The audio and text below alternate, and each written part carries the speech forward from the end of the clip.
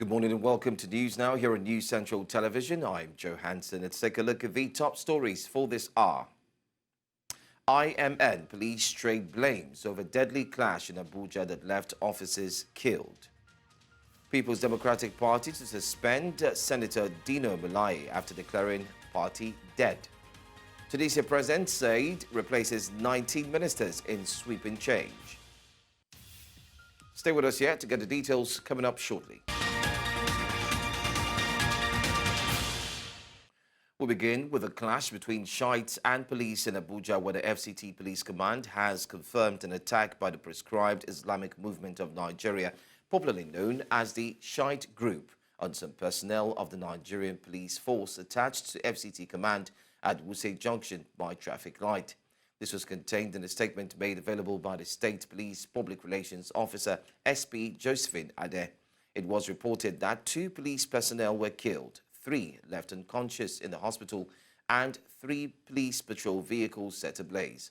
The proscribed organization was said to have attacked the police checkpoint unprovoked, wielding machetes, improvised explosive devices locally made, bombs in bottles with kerosene, and knives. While several arrests have been effected, the Commissioner of Police, FCT, condemned the attack on police officers. He promises to bring those involved to book. Earlier, our correspondent Emmanuel Bagudu spoke with an eyewitness, Fatima Hassan, and reported on the incident. Fatima Hassan witnessed as it happened. Of course, she mentioned it very clearly that she was on her own, and all of a sudden she saw the Shiite, the Exazaki Shiite protesters approaching the Wuse Zone 6 center. And of course, they are being sent back by the police officers, but they resisted the police officers, and it resulted in a shootout. And of course, this resulted to, the alleged killings. Of course, the statement was released by the police just a few minutes ago that some police officers were killed in the encounter. Of course, this is the blood. This is the bloodsheds, blood being spilled as a result of the event. And of course, this is a tear gas canister. This is one of the tear gas canister here. Of course, this is one of them. It's so bloody and making the whole city center so tensed up. Innocent citizens were, injured. We were yet to actually ascertain the level of damage done by these protesters. Yeah, and of course, there's another vehicle behind that, actually, a commercial vehicle that was also destroyed, with passengers who managed to escape with their life.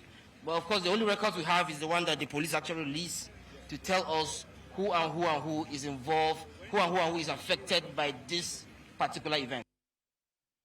Meanwhile, the Islamic Movement of Nigeria has dismissed claims by the FCT Police Command that its members attacked a police checkpoint, which led to the death of 2 police personnel, leaving 3 others critically injured.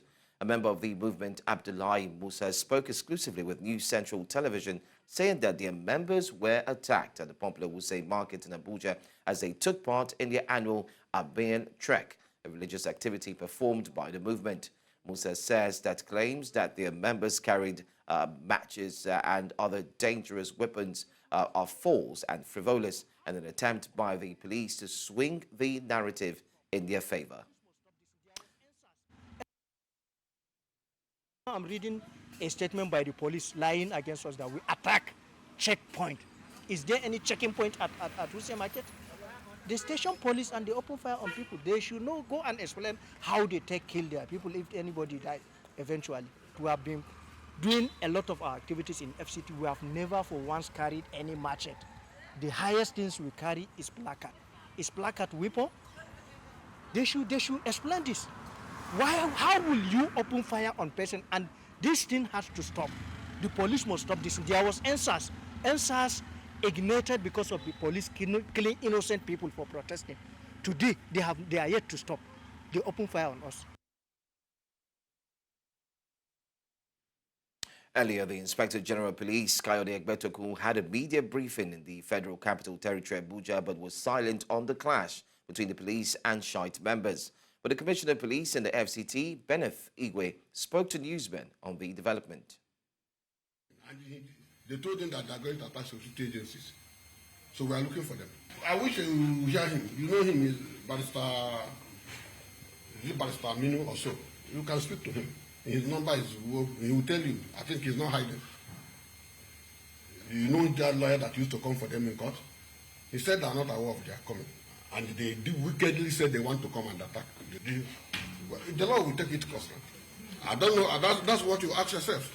If you are prescribed and the organization that's prescribed, why are you on the street? You just want to test the weight of the law. You just want to ignite action. You just want to try your will on security agencies.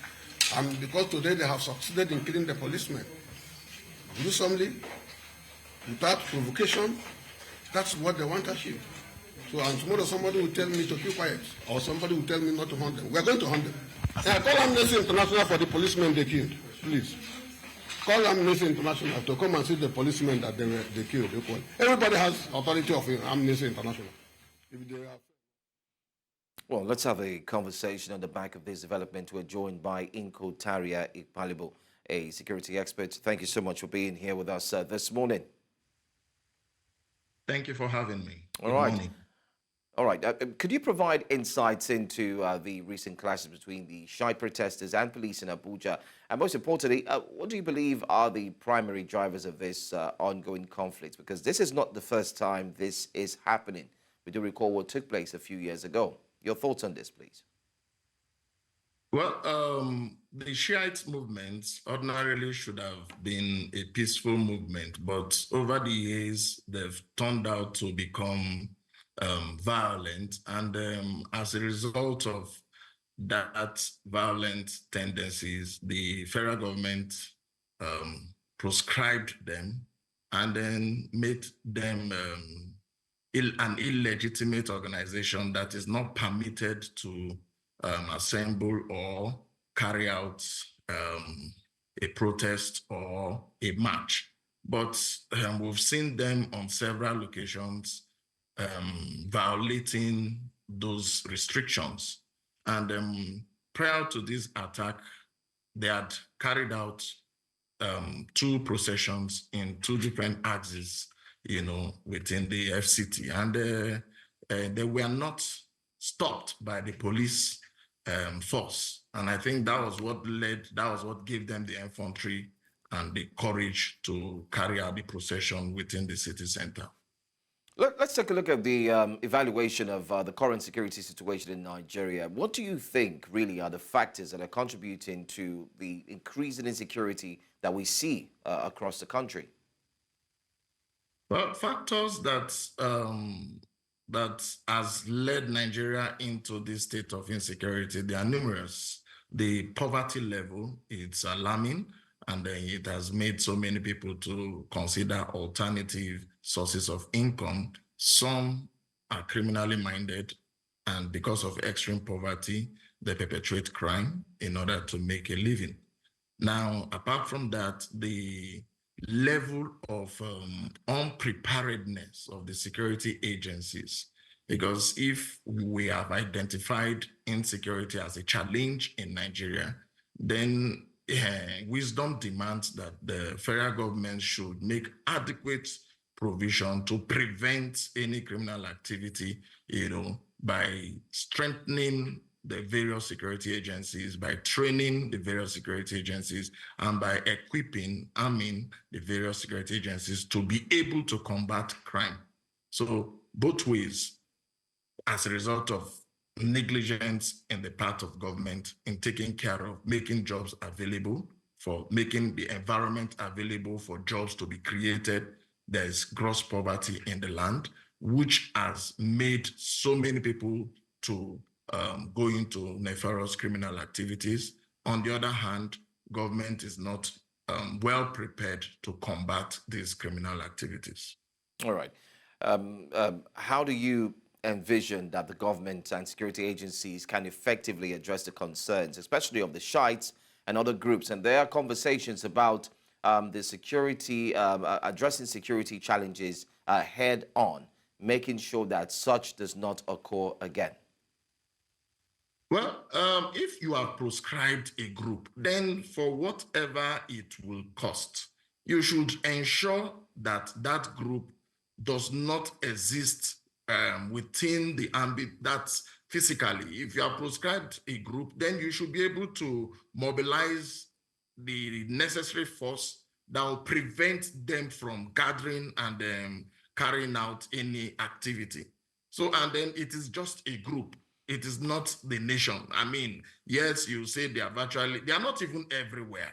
These people, they know them, the police people, because from what the Commissioner of Police is saying, they've been interfacing with them. So they are aware of their existence. They are also aware that they've been proscribed. So I wonder why they are not taking it very serious on them. There was an interview I listened to this morning, he said they had intelligence that they were going to attack the police, and it's just that they didn't know it would take this form. In the first instance, they've been proscribed. So carry out the force. You should be able to restrict the activity or prevent the activity. Don't allow them to even exist if they have been proscribed, based within the ambit of the law. All right. Thank you so much for joining us, and we truly appreciate your thoughts, especially on this very interesting developing story. Thank you. Thank you for having me. All right. Well, still staying with security, in the meantime, the Nigerian Police Force has handed over the 19 medical and dental students and a house officer who were kidnapped in Benue State to their parents. The students were kidnapped en route to the Federation of Catholic Medical and Dental Students Annual Convention in Enugu State.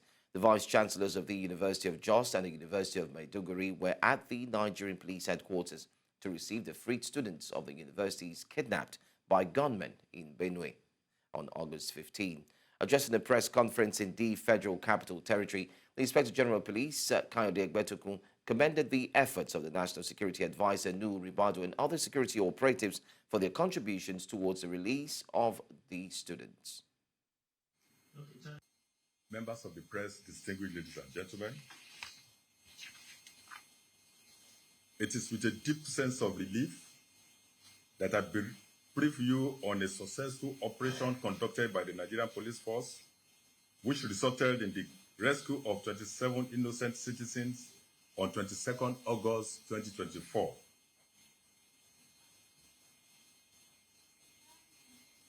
These victims had been abducted by a dangerous criminal gang in Benue State.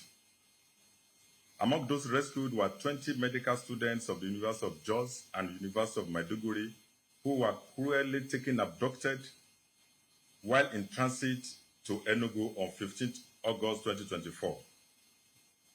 Other passengers, 5 of them, and 2 other victims who had previously fallen victim to these heinous criminals were also freed. The successful rescue of these 27 individuals was achieved without the payment of any ransom.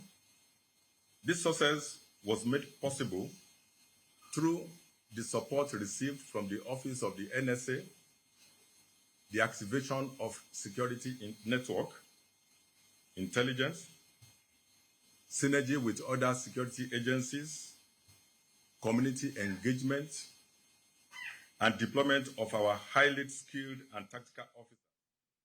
Well, still on the developments, the Benue State government has commended the federal government for the successful rescue of 20 kidnapped medical students who were on their way to a Catholic medical conference in Enugu State, southeast Nigeria. The students who were kidnapped in Otukpo, Benue State, were released following a joint security operation comprising local and national security agencies in the country. The governor of Benue State, Hanson, commended the federal government and security agencies for successfully ensuring that the students are reunited with their families and the kidnappers neutralized. We remain very grateful to the federal government for coming to our support and assistance in ensuring that no life was lost. And nothing that could have constituted bad news have happened. We'll go on a break now, but when we return, we'll take a look at a counter-insurgency initiative in the Northeast. Stay with us.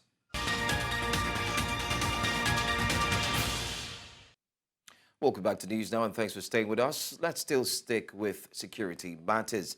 In Borno State, Nigeria, the Civilian Joint Task Force, locally known as Yangora, has emerged as a crucial component in the fight against Boko Haram insurgents and other anti-social elements. Formed in 2013 by local youths, this grassroots organization has grown significantly in response to the prolonged insurgency that has plagued the region for over 13 years. News Central's Umaru Kirawa provides an in-depth report of the struggle by the civilian JTF in peace building. A child of necessity, as many will say, the civilian JTF, made up of youth known as Ngora, started in Maiduguri, the Borno state capital. The group became a key ally of the armed forces in the ongoing battle against Boko Haram. Barayi ta baya suna shigo mana gida suna muna barna babu yanzu ya ragu. Tsakiyan dare na an muyi kira kuma suna zuwa mana. Kayan abin ya kai police tasha to sai safiliyar GTN sun tashi sun magance wannan abu. They help the military in intelligence gathering, and because they have clear knowledge of the geographical location, they lead the military to some kind of operations. The military got reinforcement from a quarter they never anticipated, the youth.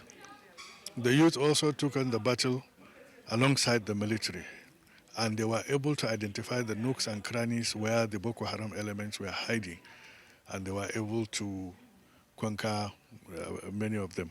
Despite the dangers they face, these brave young people continue to stand up against the insurgents, determined to bring peace and security to their homeland. Dole ne muka jajirce mu ga mun tabbatar mu kyautata cewar tsaro a al'ummanmu, mu kyautata tsaro a garinmu, mu kyautata tsaro a addininmu, sannan mu goya wa jami'an tsaro baya. As civilian JTF, at all the time, we are ready to support the government, not the government of Borno State, the government of Nigeria.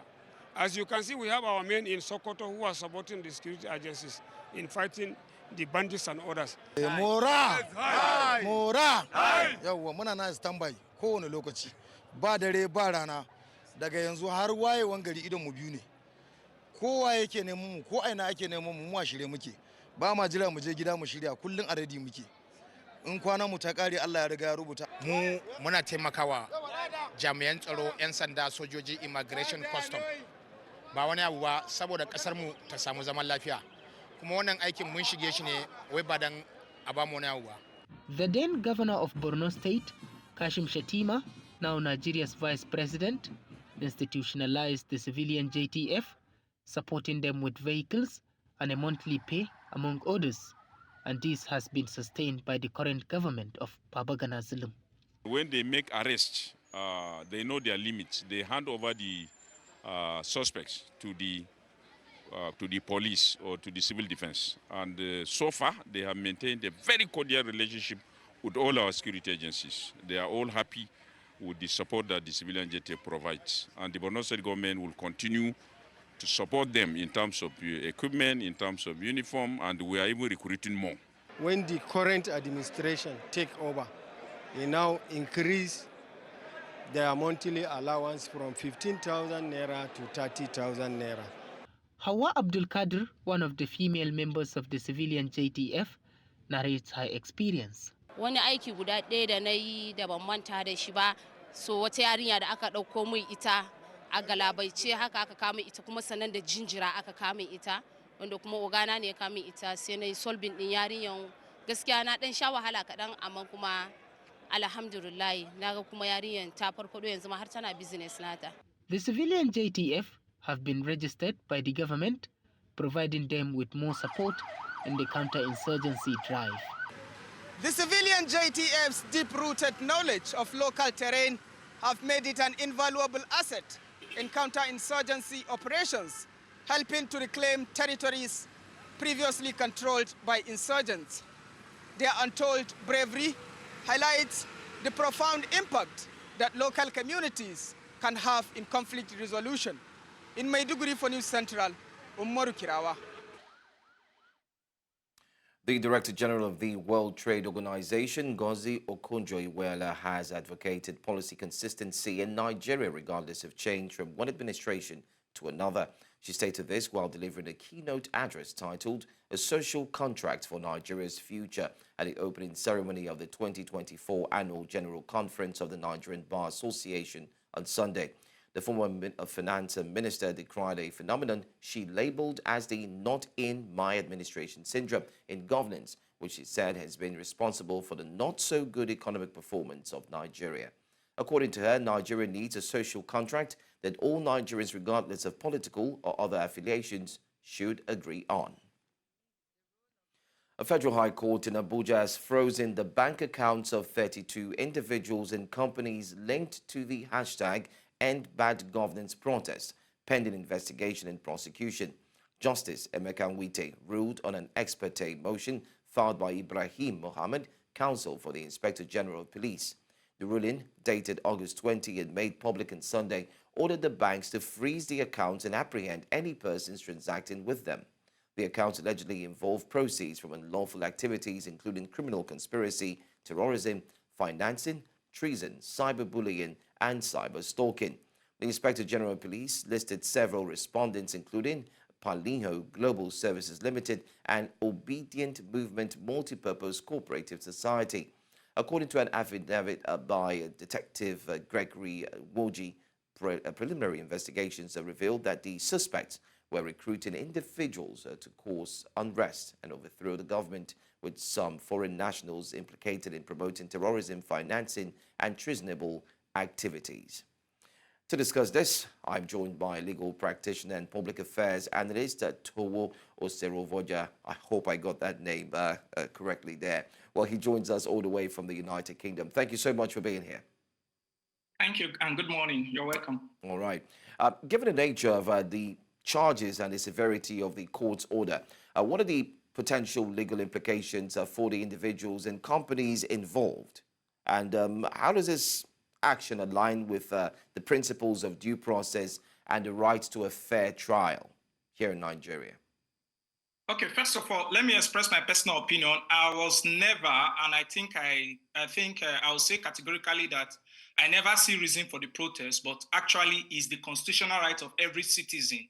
If you look at Section 39 and Section 40 of the Constitution of the Federal Republic of Nigeria, it's the constitutional right of every individual and every citizen of Nigeria to protest whatever opinion they feel is best and applicable for a good governance. Then if you look at the legal implication is that those accounts freezed by the Federal High Court, though is an ex parte order. So when you hear the word ex parte, meaning that the other party cannot be heard, even if that party is in court, the other party cannot be heard, and is a temporary measures put in place to safeguard what we call the rest. And the rest in these circumstances is the money in that said account. So the implication is that those accounts cannot be operated by the individuals or the companies involved in relating to that account. That is one. Then if you look at it, if you look at the wider implication, is that is an attempt by this administration. No, I won't say this administration. Is an attempt by the Nigerian police to usurp the provision of Section 39 and Section 40 of the Constitution. Because a good example, I'll tell you something that happened. If you look at the Kano scenario, I live in Kano, and if you look at the Kano scenario, between where the said riot took place, where vandalization took place, and the police headquarters is less than 7 minutes drive. It's less than 7 minutes drive. And people involved have been arrested. So no need going after the organizers, because police were given notice to provide adequate security. So it's an attempt to usurp the provision of the Constitution. And I think it is a danger signal to our democracy.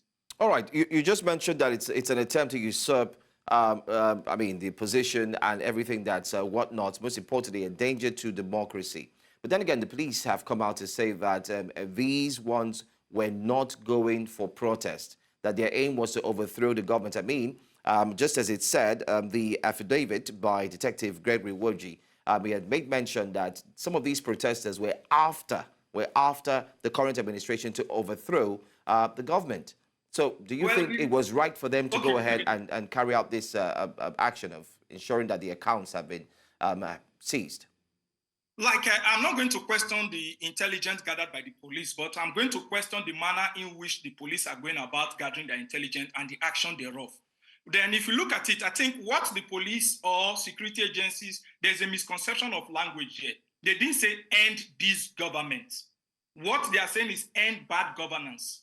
End bad governance in the sense is spread across general sense in the likelihood of even as far to what is attainable to be inimical to democracy that is being practiced in several sectors of government, including the said police in question. So if you look at it from the other perspective, you describe that, okay, they want to overthrow. Overthrow how? Hosting a foreign flag is not an offense anywhere in the world. Likewise, that means they need to shut down all the hotels. They need to shut down churches that host several flags of every other country. So I think the police in this regard are, like you try to question the rationale behind it, but well, thank God they've gone through a legal process. And I believe, I don't want to go to the merit or demerit because I'm not briefed by either of the party, neither am I looking for brief here. But if you look at it, if the people involved knows their honor, this will not really stand because I know the judiciary, they are up to the task. Ex parte does not mean they've decided the case. So, but let's see how it goes. But my major concern is this will become an embodying matter at the court again because if you look at it, I've been privileged to read some of the documents and all those stuff. And if you look at it, it's just that you will discover that it's in the course of the trial, investigation will be ongoing, and which is really sad. So, but let's just see how it goes. People involved, they know what to do, engage the service of a lawyer. And I believe Nigerians legal practitioners are smart enough and intelligent enough to see the lacunas created by even the charges in question. If you look at it, criminal conspiracy, terrorism, financing, cyberbullying, and cyber stalking, you could see that the interconnection is something else when it comes to legal reasoning and legal criminal charges drafting and all those stuff. But let's just see what will become of it. And I know the court in his wisdom will know the appropriate thing to do. But then should not be deterred by the ex parte. Because the ex parte is that, well, the court should not be criticized because it's an issue of, okay, well, I'm granting you this ex parte for a particular period. And I believe that the other parties ought to have been served with response to thereafter, after the 7 days of the ex parte. All right. Anyway, I would have loved to also get your point on how you think this would affect future protests, especially one that is being mentioned to start on October the 1st. And if you see if there's anything that would actually affect this protest and also give rights to civilians to exercise their free will. In 30 seconds, how do you think this would affect future protests? I think this is really bad because these particular actions now, for those who are not legally equipped or who does not know the legal A to Z will be scared to carry out protests. But those who knows their right cannot be deterred by this process initiated by the police. And to me, I think to stop all these kind of processes is that at the end of this proceeding, and they find out that the police could not prove a case, those officers involved in investigation, prosecution, and witness to lead to this particular proceeding ought to be disciplined for wasting public funds and also tarnishing the image of democracy when it comes to Nigeria in general. All right. Thank you. Thank you so much, legal practitioner and public affairs analyst, joining us all the way from the UK. We appreciate your, your points here looking at this story. Well, away from that, the Kogi State chapter of the People's Democratic Party, PDP, has called on the Ijumu Local Executive Committee to immediately begin suspension proceedings against Senator Dino Melaye after his public declaration that the party is dead. The party believes this action is necessary to restore its integrity and refocus on effective leadership. In a statement issued by party elders led by Alhaji Ibrahim Dansofo, they criticized Malay for being a political liability whose ambitions have dwindled to the extent that he cannot even secure a local councillor position. They also accused him of hypocrisy, noting that despite his poor track record, he was still granted the governorship ticket. The Kogi PDP placed the blame for the party's current troubles on Malaye's nomination and urged former Vice President Atiku Abubakar and Governor Ifeanyi Okowa to withdraw their support for him. We'll go for a quick break. When we come back, we'll bring to you more stories here on News Now. Taking a look at it, what's coming up next.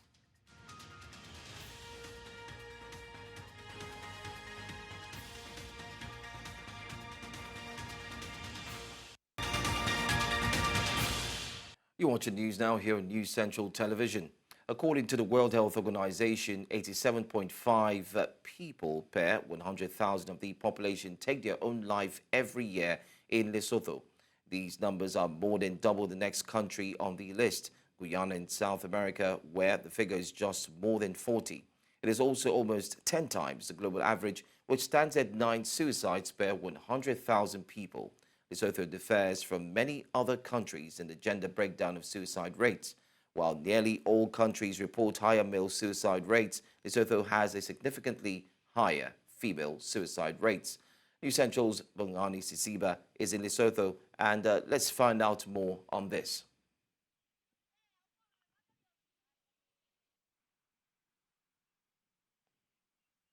Bongani, thanks for joining us, and good morning to you. Can you tell us more about the suicide rates? Good morning. Go ahead. Good morning, Joe. I can hear you loud and clear. Good morning to you. Can you quickly tell us about the suicide rates and what's going on in Lesotho? Yes, a very good morning to you and our viewers. I'm still here in Lesotho. As you can see, the Basotho are still going on with their businesses, but there is a challenge that many Basotho are facing here. It's not only a Basotho challenge, because looking at the statistics, I saw that 5 African countries are also on that statistics. Zimbabwe, Botswana, Eswatini is among the statistics that have high rate of suicide. With 5 African countries shows that the number is big. But Basotho is topping that chart with the highest number of suicide cases. Have been going around here in Lesotho, trying to speak to the citizens just to understand what's going on, what is the challenges that they are really facing for them to be on that high, to have that rather high number of suicide. But I also spoke to the ombudsman, that is the public protector for Lesotho, this morning, just to speak about what exactly the challenges that they are going on, that the citizens are going through. Let's just take a listen to what she had to say. Because they lost their jobs.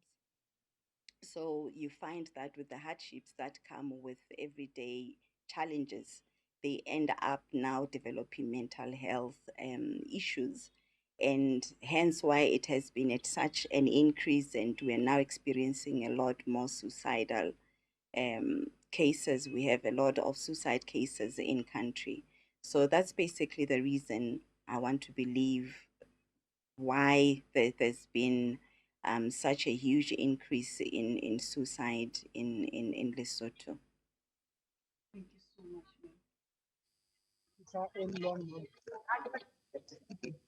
Yes, we can hear what the ombudsman just spoke about, the challenges that the Lesotho people are facing. But this suicide issue is not only in Lesotho, like I've said, many African countries are facing this. The Basotho also, there is drought that is going on in this country. I was in one village yesterday where the people are sharing water with the animals, and also it's one of the stresses that they are going through, and also looking at their health system also, and also other challenges that they are facing. It's causing the Basotho people to be suicidal. But this problem, like the ombudsman just said, that this is a mental problem. And one thing that as African cultures, we shy away from talking about the mental health issues. So this is one of the challenges that the people here are also facing, just to sit down with someone else and speak about the challenges that you are going through,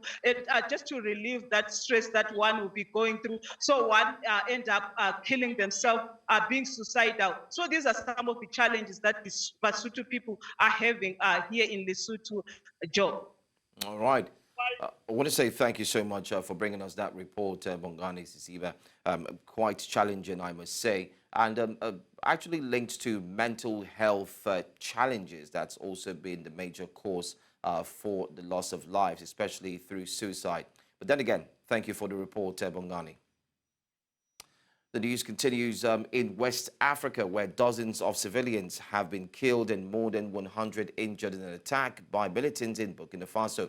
According to multiple sources, the latest attack was carried out by armed men in the village of Basologo in the country's north-central region. The victims were mainly young civilians who came out in large numbers to help the soldiers dig trenches around the town to protect themselves from possible attacks by armed terrorist groups.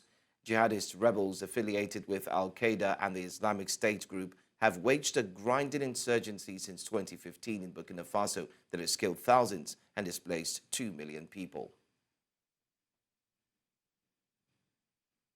In North Africa, Tunisian President Kais Saied has replaced various ministers, including from the foreign and defense portfolios. The Tunisian presidency made this known in a statement posted on Facebook without explanation. The abrupt reshuffle replaced 19 ministers and 3 state secretaries who assisted ministers just days after Saied sacked the former prime minister. The move comes as a North African country readies for presidential elections on October 6. Saied, who's 66, was democratically elected in 2019 but orchestrated a sweeping power grab in 2021. He is now seeking a second presidential term as part of what he has said was a war of liberation and self-determination aiming to establish a new republic. Well, still ahead, gunmen kill 22. And we'll talk about that story happening in Pakistan. Stay with us.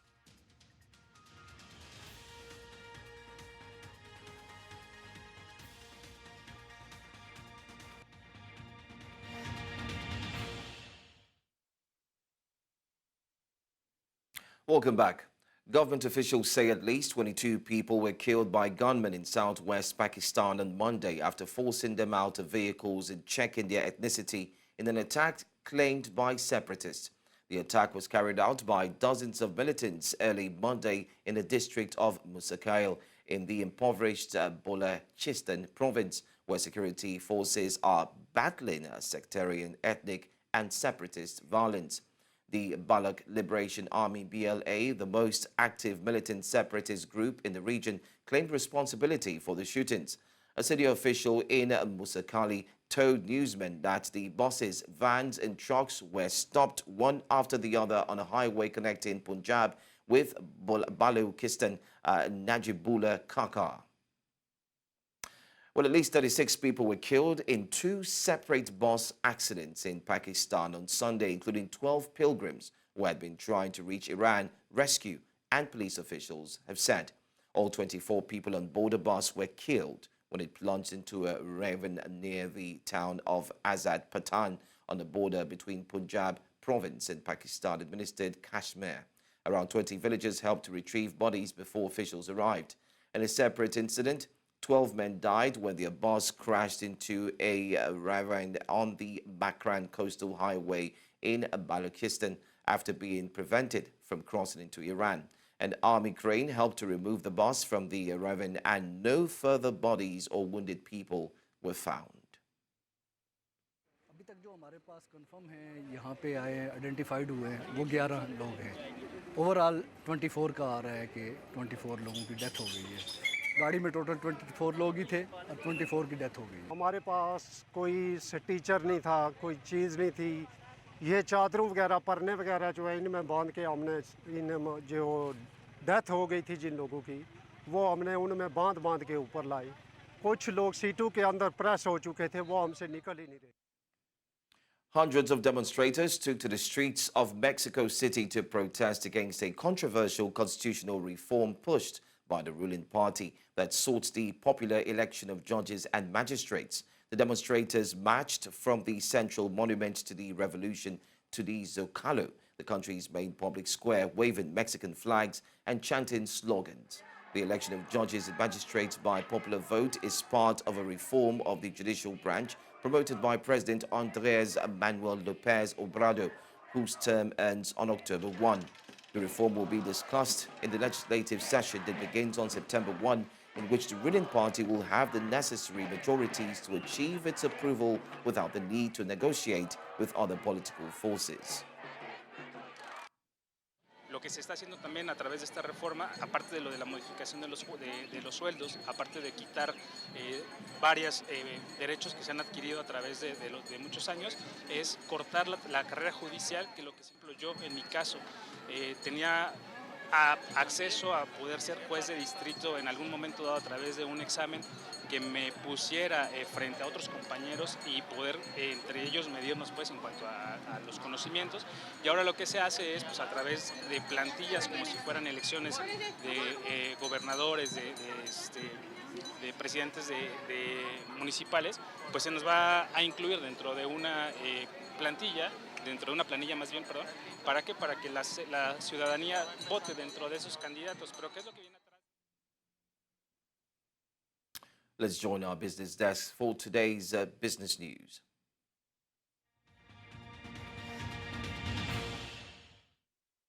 The Nigerian government has been informed that it is close to violating existing laws by issuing mandatory sale of crude oil to Dangote Refinery and its local counterparts in Naira. An umbrella association of indigenous oil and gas producing firms, the Independent Petroleum Producers Group, while expressing its members' rejection of the directive by President Bola Tinubu, said the developments conflicted with the spirit of the willing buyer, willing seller framework prescribed by the Petroleum Industry Act 2021. The group, however, said the Nigerian National Petroleum Company Limited should deploy a volume above nationally allocated production to those refineries. The IPPG urged the NNPC to redirect its allocated crude oil volumes to Dangote Refinery and other local refineries to mitigate the current crude supply shortage being experienced by the local refiners, which is impacting local product availability in many parts of Nigeria.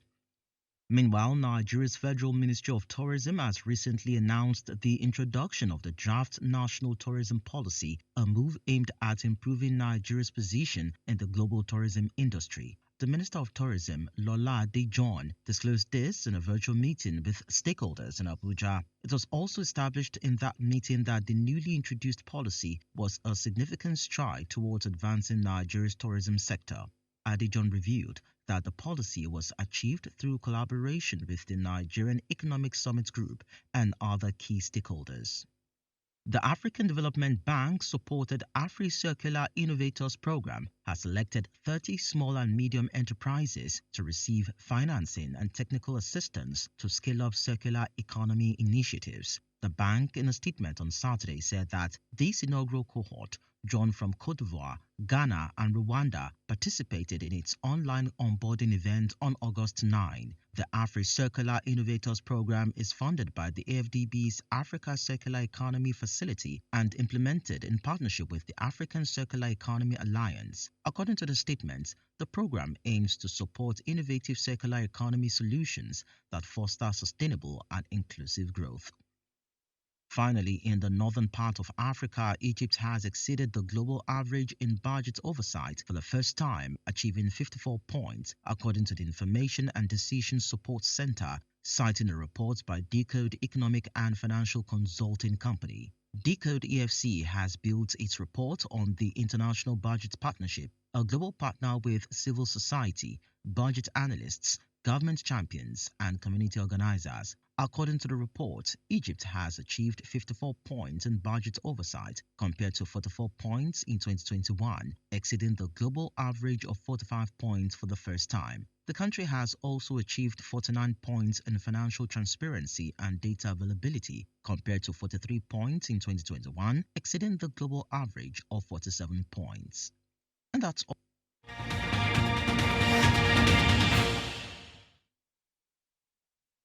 And from the world of sports, Remo Stars Football Club of Ikene have been eliminated from the 2024-2025 African Champions League in the first preliminary round after a 2-3 aggregate defeat to Moroccan side AS FAR Rabat.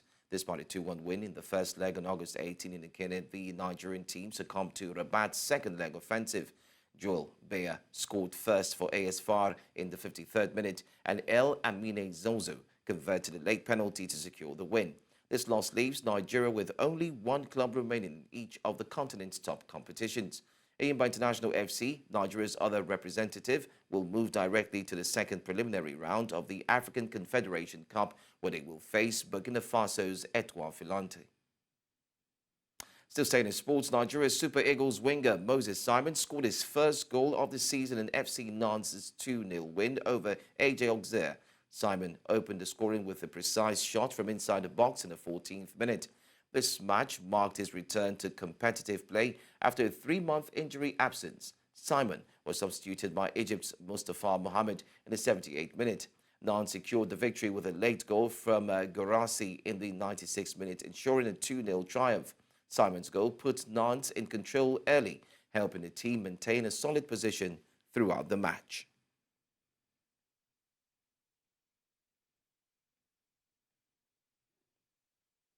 And that's the news for this hour. But before we go, a quick look at the major stories.